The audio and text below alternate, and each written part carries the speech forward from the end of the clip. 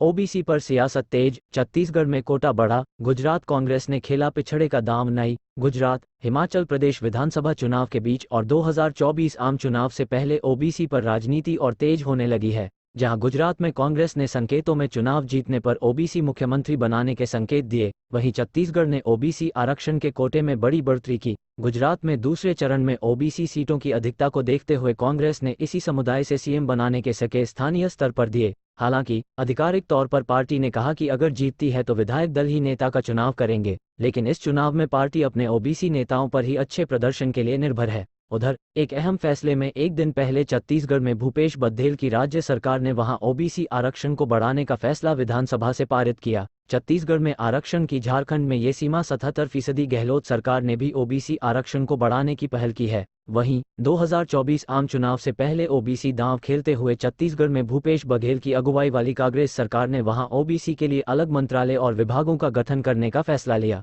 उसके बाद अब कांग्रेस दूसरे राज्यों में ऐसा करने का ऐलान कर रही है। उधर नीतीश कुमार और तेजस्वी यादव पहले की जाति जनगणना पर केंद्र पर दोबारा दबाव बढ़ा रहे हैं।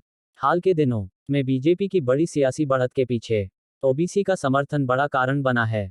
अब विपक्ष उसको घेरने की कोशिश में लगी है। वहीं आर्थिक रूप से कमजोर को 10% आरक्षण देने के केंद्र सरकार के फैसले को सुप्रीम सहमति मिलने के बाद अब देश में ओबीसी के कोटे को नए सिरे से निर्धारित करने की भी मांग उठने लगी है। आरक्षण का कोटा पिछले 2 दशक से संशोधित नहीं हुआ है। इसके बाद इसको मिलाकर छत्तीसगढ़ में ही बघेल खुद ओबीसी वर्ग से हैं। इससे आरक्षण की सीमा 76% हो गई है। राज्य पहले झारखंड में भी हेमंत सोरेन की यूपीए के विधानसभा चुनाव में और सरकार के फैसले के बाद राज्य में अब ओबीसी सबसे बड़ा निर्णायक फैक्टर रहा। आरक्षण 77% हो गया है।